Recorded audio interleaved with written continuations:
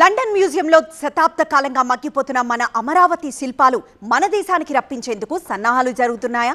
ఈ విషయంలో కేంద్రం ఎలాంటి చర్యలు చేపడుతోంది? మన అమరావతికి సంబంధించిన శిల్పాలు బ్రిటిష్ మ్యూజియంలో ఏవేవి ఉన్నాయి? వాటి ప్రత్యేకతలేంటి? లండన్లోని బ్రిటిష్ మ్యూజియంలో 2000 ఏళ్ల నాటి మన శిల్ప సంపద బంధించబడి ఉంది. అక్కడ రూమ్ నెంబర్ 33A వెళ్ళగానే వెల్కమ్ టు అమరావతి గ్యాలరీ అన్న బోర్డు కనిపిస్తుంది. అక్కడే సుమారు 2000 సంవత్సరాల నాటి పాత శిల్పాలు అద్భుతంగా కళ్ళకు కడతాయి. ప్రపంచ బౌద్ధ కళా చరిత్రలో అత్యంత అరుదైన విలువైన సంపదగా వాటిని భావిస్తారు. ఇక్కడ కనిపిస్తున్న ఈ శిల్పాలన్నీ ఏపీ అమరావతి స్తూపం వద్ద నుంచి వెలికితీసినవే. క్రీస్తుపూర్వం 1వ శతాబ్దం నుంచి 3వ శతాబ్దానికి చెందిన స్తూపం ఇది. ఈ శిల్పాలను బ్రిటిష్ కాలంలో తవ్వి సేకరించారు. 19వ శతాబ్దంలో అప్పటి బ్రిటిష్ అధికారి సర్ వాల్టర్ ఎలియట్ అమరావతి ప్రాంతంలో తవ్వకాలు జరిపారు. ఆ సమయంలో అనేక శిల్పాలను సేకరించాడు.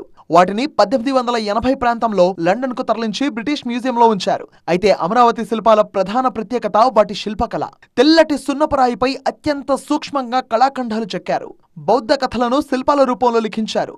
బుద్ధుడి జీవితానికి సంబంధించిన సంఘటనలు, రాజులు, ప్రజలు, దేవతలు, పుష్పాలంకరణలు అన్ని ఈ శిల్పాల్లో కనిపిస్తాయి. బుద్ధుడిని నేరుగా మానవ రూపంలో చూపించకుండా సింహాసనం, బోధి చెట్టు, ధర్మచక్రం వంటి చిహ్నాల ద్వారా సృష్టించారు. బ్రిటిష్ మ్యూజియంలో ప్రస్తుతం 100కు పైగా అమరావతి శిల్పాలు ఉన్నాయి. వాటిలో కొన్ని మాత్రమే ప్రదర్శనకు ఉంచారు.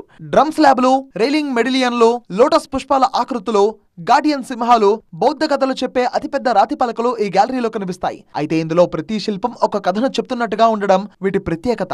అలాంటి శిల్ప సంపదను తీసుకొచ్చేందుకు కేంద్రం ప్రయత్నాలు ప్రారంభించింది. పార్లమెంట్లో లావు శ్రీకృష్ణదేవరాయలు ఓ ప్రశ్నకు సమాధానంగా తెలిపారు.